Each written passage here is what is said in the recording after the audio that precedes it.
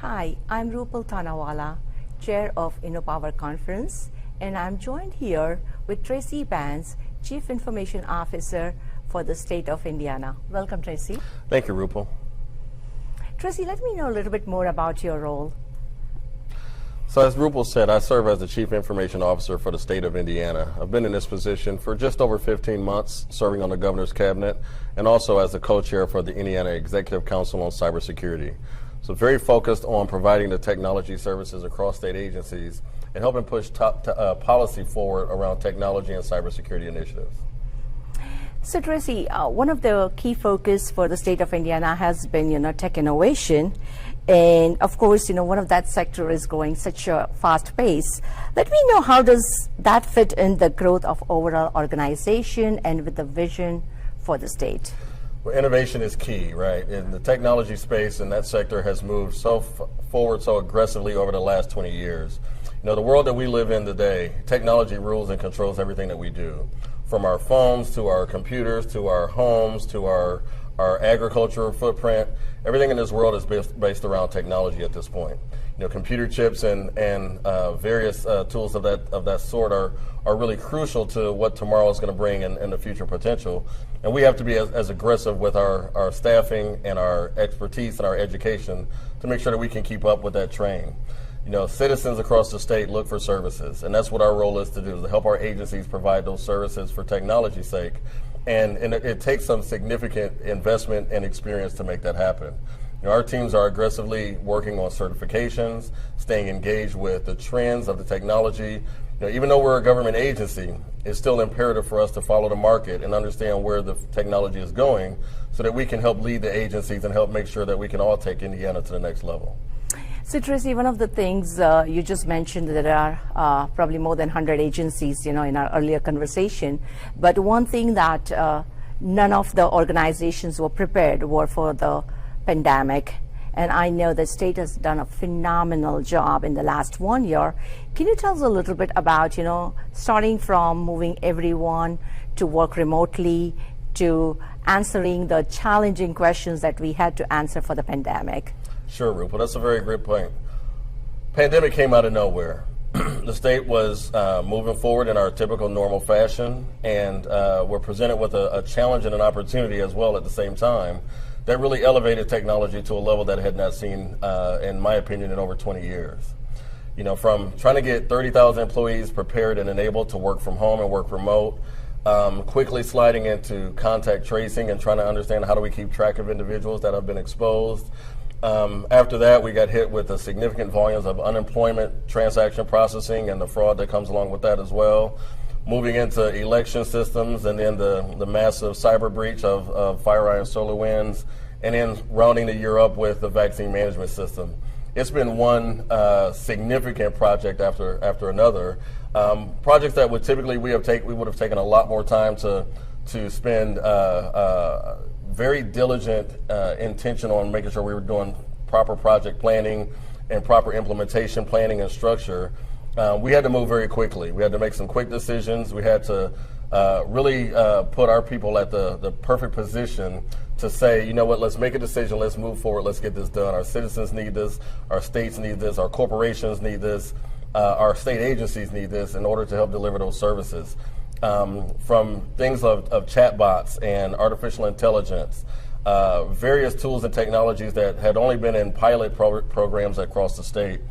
We were able to quickly move into production systems and actually take advantage of those types of technologies in order to help support the remote work situation, the fact that services still needed to be provided to citizens, even though they couldn't come into the office. It stretched our teams and a lot of our agencies' teams to levels that have never been stretched before, but we responded. We put together a great team. Our leadership, I inherited a great team when I came in just over a year ago. Our team was really focused on how do we do it, not focused on that we can't do it. And great support from the governor and his staff as well to help make sure that we were able to get the resources we needed to help keep pushing things forward. So I give a hats off and commend my team and the state as a whole and the governor for the footprint that we put together and we're able to deliver to the citizens to help get us back on track. that is tremendous work just in such a short time. And, again, nobody was prepared for this one. But what about the readiness that we want to do it from workforce development? And what are the opportunities for those who are trying to pivot their career? They want to work for state, and particularly for your organization, because one of these questions we want to answer in this conference is, what are the opportunities are there for our minority members of InnoPower? Great question, Rupa. There's tons of opportunities for minorities and other individuals that want to get into the technology space. As was said, technology is going to continue growing at a rapid pace. The world's current footprint does not support the technology needs that are growing across organizations and enterprises when you talk about general tech support as well as in the cybersecurity specific space. So we're getting much more aggressive in trying to determine what does that workforce development path and strategy look like. From the education side of things, creating awareness at early ages, girls, Black Girls Code and women in STEM and women in high tech, different organizations at different levels to create that awareness very early on. One of the things that I try to say to folks is the world of technology can be as cryptic as you want it to be. And as technicians, we often make it more cryptic than it needs to be. Demystifying our world of technology to help other people understand those opportunities and that potential, I think is something that we need to make a priority as an entity, as an industry, and as an organization. And we're trying to go above and beyond in doing that.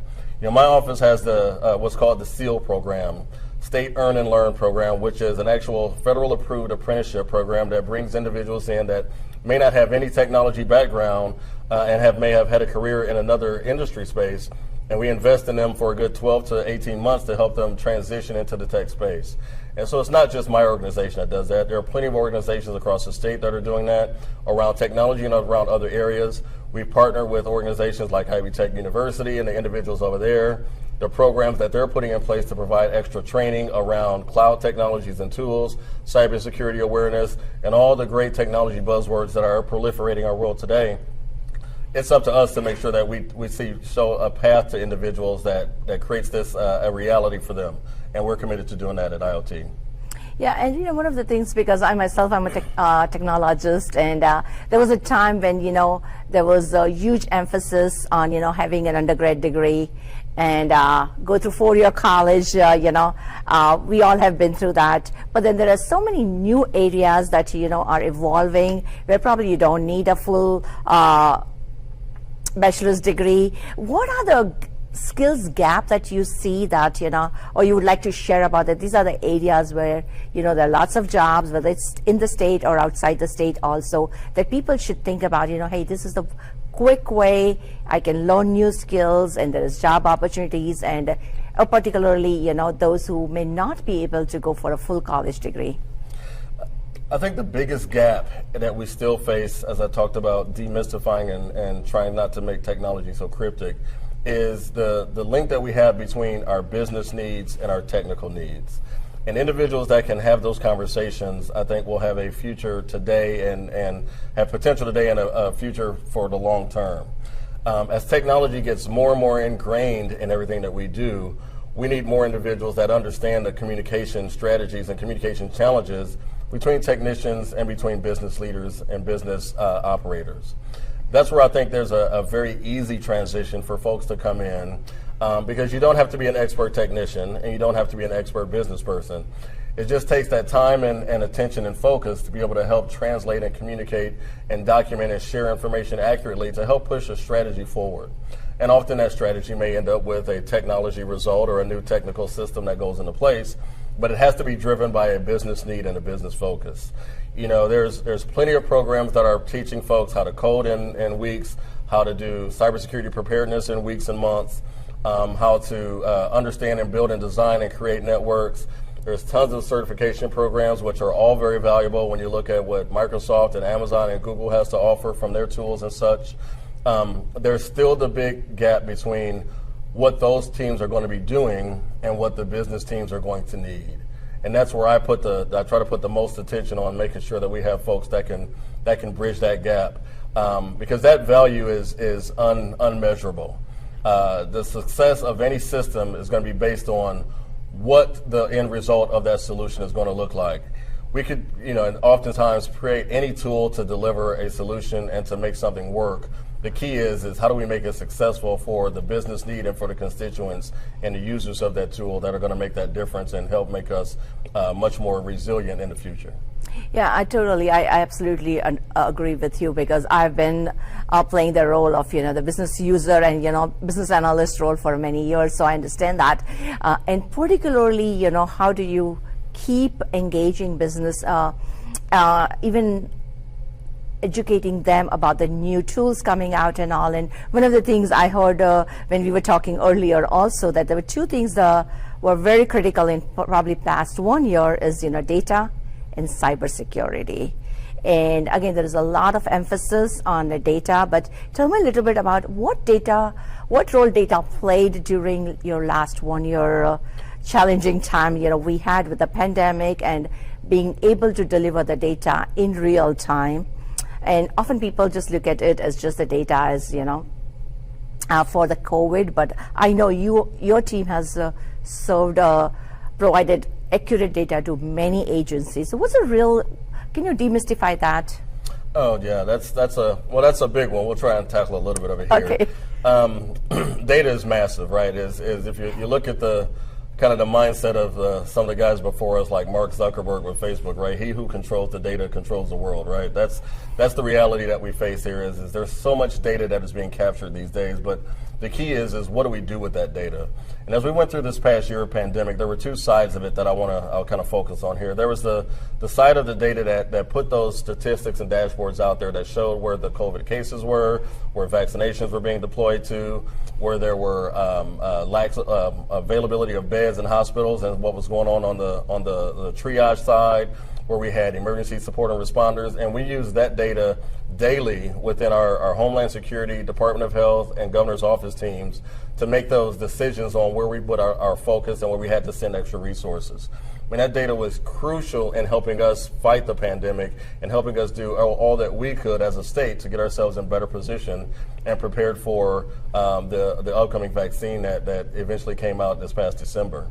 And we were successful with that. I give our team significant credit for making that happen. You compare what we were able to push together and deliver from a central standpoint at the state of Indiana compared to other states, and we had a much stronger lead on understanding of what we were needing to do, where our counties and communities were at, where we had problems and where we had opportunities, and how we responded to those opportunities. The other side of that data is that internal management data, right? We looked at a ton of data on our side as well when we looked at how many people were working from home, how many people were coming through our VPN connections, how many people did we have logged into our Teams chats and into our Teams videos, how did we keep track of where employees were at and understanding their productivity and the volume of interactions that they were having with their other individuals within their agencies and within their teams. And that was all good management data to help us understand how valuable and how productive our teams were being from home. When you're working in a disconnected fashion, you don't get to see that face-to-face individual on a regular basis to understand if there's other personal things going on in their lives. And as much as you schedule a Teams or Zoom meeting to try to have that conversation, it's not different than when you're having that casual conversation at the water cooler or at the coffee machine. So we looked at that data as well, just as aggressively in understanding where were our teams having shortfalls, where were we seeing peak volumes of interest and incoming questions and concerns that we were not prepared for or not aware of. And we shared that data across all our state agencies, right, from our Professional Licensing Association, our Bureau of Motor Vehicles, and the amount of impact that they had to try and keep people moving on the roads and keep trucks moving and things of that nature. Even across our agriculture agency, which understanding what's going through as pandemic was still happening, meat processing, food processing, and delivery of agricultural products and services still had to occur as well. So data goes so deep into understanding who you are as an entity and as an organization and how you operate. But also, when you look at the external side, is how do I make sure that the services I'm providing are in the right place at the right time for the right people? Now, that is wonderful. And I was so happy to hear from you and, of course, Governor, that looks like, we all will be going back to the office and, we are hopefully coming out of this pandemic. So now when we look forward, what would be your, say, 2 to 4 years horizon? What kind of innovative ideas or projects that you have in pipeline for state, or something that you have freedom to share, of course. But we would really like to know that our state has, in past few years, have been one of in the forefront of innovation and technology. But what's next for us? Well, I'll get without trying to get too technical. We have a lot on our horizon, in my opinion. From our Office of Technology, we've been working very aggressively with a number of agencies to help understand, like you said, Rupal, what does that next phase look like? What do we do to finish out this next term for Governor Holcomb? How do we make sure we're continuing to push Indiana to the next level?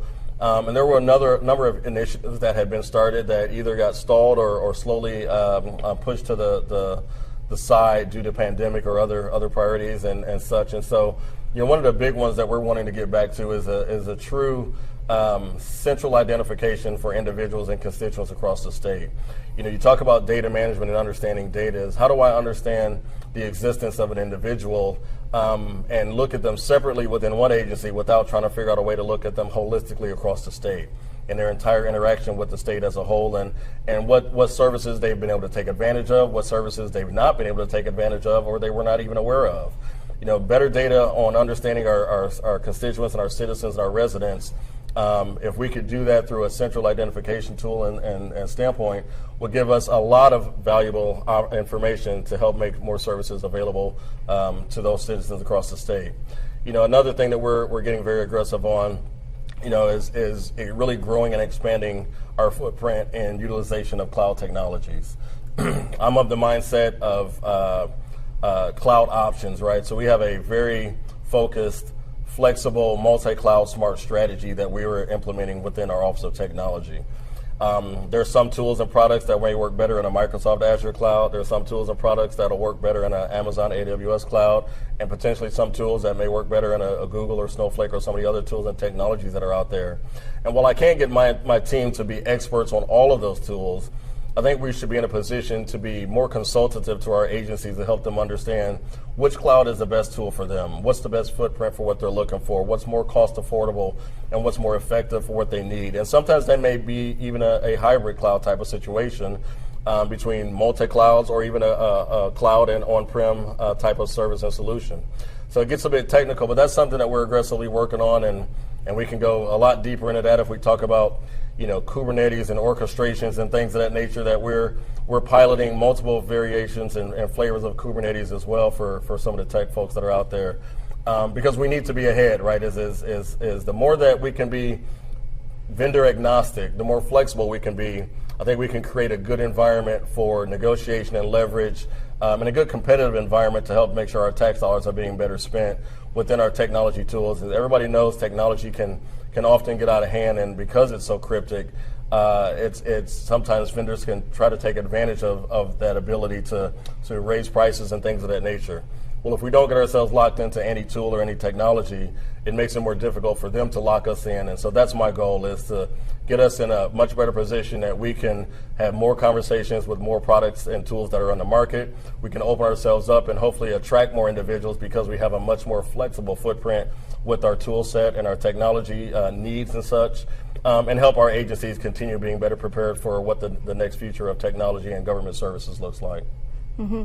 Yeah, and one of the things, that last question I wanted to ask you, this is great information, and I'm sure, our members who are listening to and participating in InnoPower would make most use of the information you are sharing. But the last question I have for is that, State Department state has many agencies, but one of the areas that we want to talk about, supply diversity. And I know that your organization is also working closely with many subcontractors also. So if somebody is interested in, being part of that ecosystem, what is the process? How do they be part of that, one of the, approved vendors, or how can they start? Sure, that's a great question. And there's significant opportunity. We didn't get into a lot of my background, but as a former minority business owner, taking advantage of state contracts and business and opportunities, I think, could be a huge value add to any organization that's out there. Whether it's a minority business footprint, women business footprint, or even our veteran business initiatives that we've been encouraging over the recent few years, getting understanding of what the state is doing is a huge step forward. Getting certified is one of the big pieces, right? In our state's Indiana Department of Administration oversees the state Department of Supplier Diversity. All of the applications are all online, and so they're available and somewhat automated at this point. We've made them a lot more accessible and easily navigatable online. So if you're not certified, I would encourage you to go out and get certified in that position first and foremost. Secondly is understanding what the agency's needs are. That's always the question is hey, what can we do for you? It's fortunately or unfortunately, a lot of our problems are in the paper and in the news and in the press, so people can see where we need help at. People can see what our challenges are and what our issues that we're facing. How does your business fulfill those challenges? How does your business provide us solutions to overcome those humps and those issues that we face? We have significant teams that are available from our purchasing team. I myself from our office are regularly engaging with partners and vendors to try and create more awareness. I've published our strategy on the web so folks can see where we're going and what we're looking for. And I try to make sure myself and my team are available for those conversations as well. And be on the lookout. We're currently planning, I just had a recent meeting with Maya Ciprashvili, our director for supplier diversity, to try and understand how can we get some industry day type meetings or town halls scheduled so I can get more information in the hands of those folks that are interested in doing business with the state. It's a lot of folks like to say it's hard to get into the state, and I don't know if I agree with that. I think it may be hard to understand government and understand where the needs are, but once you can put that time and effort forward, getting into the state and understanding where your connections and opportunities are, I think will come rather easily. But it does take effort. It does take that time. It does put that onus on you to where you see yourself in your organization being able to provide that value. But we're here and we're interested. I would defer to my partners at IDOA. I think we just recently increased our participation goals, which I think is a huge win and recognition that there's more opportunity for diverse suppliers and diverse vendors to be a part of the state. And I will tell you from my office's standpoint, we're eagerly looking for partners. So feel free to reach out to me or folks on my team, and our information is on our website. And thank you very much, Tracy. And those who are part of this conference, we have a separate session, and Maya is one of our speakers. So she's going to go in details about how to even go about being certified a minority supplier. So thank you very much for your time. I think my takeaways are, hey, we are having one of the most innovative tech organization at the state level. During the pandemic, this is the one organization that has answered many questions that many states could not answer. There's lots of opportunity, whether you're a student or pivoting your career, or you are a vendor who wants to work with the state. And last but not the least, we are all in together, and this is the state that works, right? Right. Thank you very much for your time, Tracy. Thank you, Rupal.